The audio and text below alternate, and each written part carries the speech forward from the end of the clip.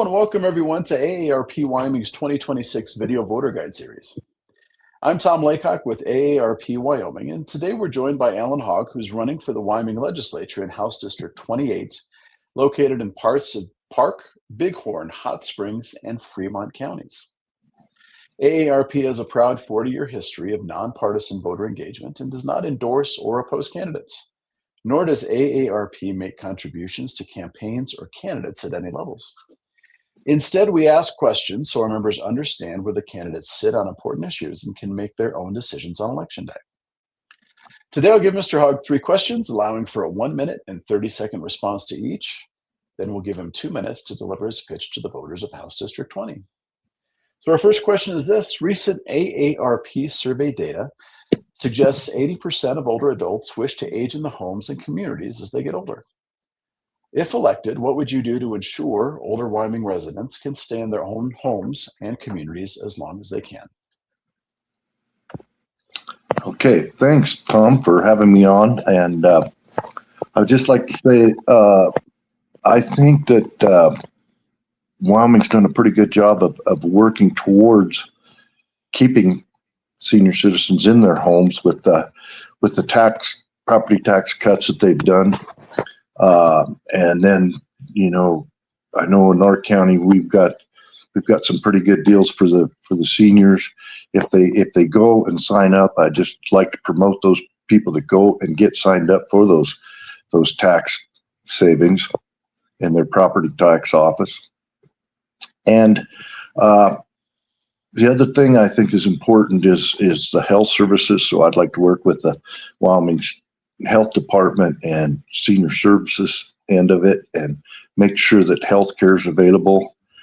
Sometimes, even if it's getting health care to come right in and help those people in their homes. So that's some of my ideas on what I think we could do to try to keep senior citizens in the home as long as they possibly can be there.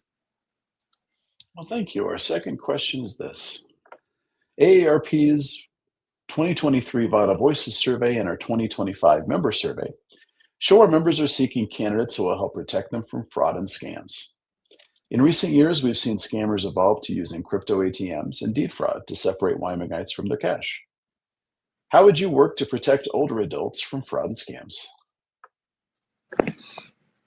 Well, that's a tough one, of course.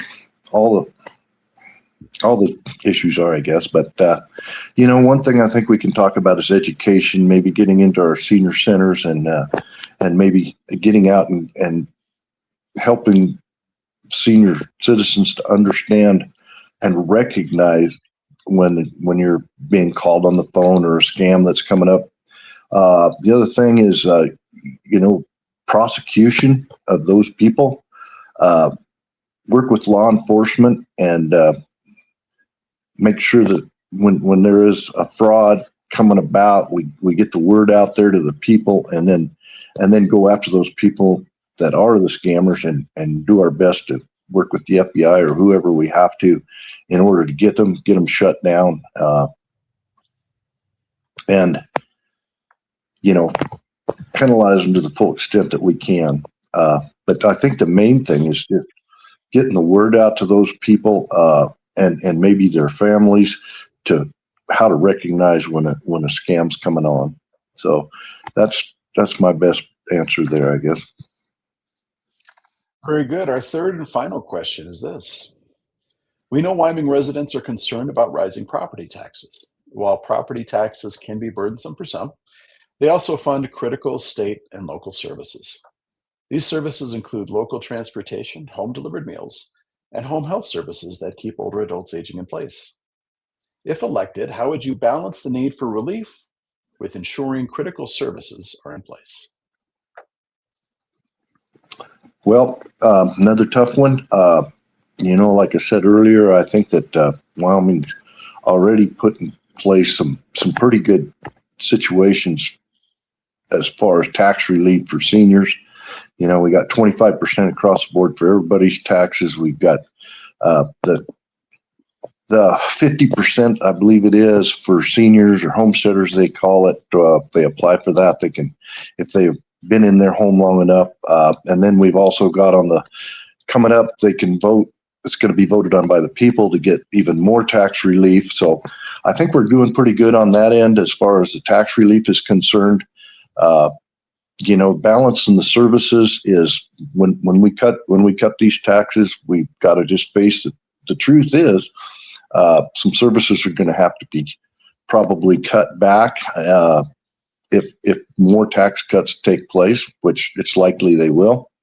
I think we're going to have to lean a little heavier on our other funding from private sources and volunteer, getting more volunteer help for getting out meals and things like that.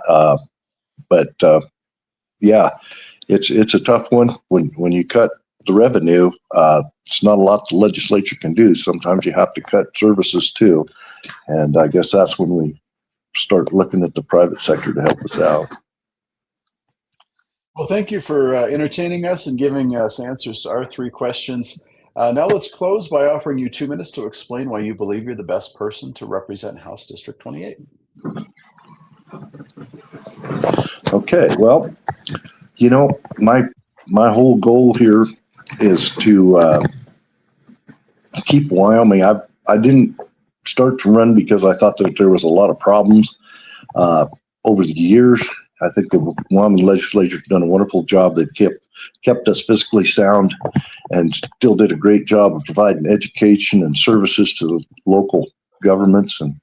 And so main thing is I saw looking at some of the stuff that was going on with the legislature this year, I thought that there was a lot of people looking for some big changes, which I don't necessarily agree with. I want to be there to support, our education. I want to support local governments. I want to keep government small as I can possibly keep it, while keep maintaining the critical services that our residents deserve. And that's my biggest concern there. The other thing was I want to keep our public lands in public hands. I think that that's very important. It's important to the agricultural community as well as our outdoors people and sportsmen. I think I bring a strong background of agriculture. I've been a rancher my whole life here in the Meeteetse, Wyoming area, and our ranch goes back to 1918 when my grandparents first moved here. I also bring a wealth of public service and different boards and advisory groups that I've been involved with. So I think I can serve Wyoming well. Well, thank you very much for Mr. Hogg for your time, and thank you to our viewers for joining us in this video voter guide. We encourage you to keep checking Cowboy State Daily and AARP Wyoming's Facebook page for more voter guides in the days to come.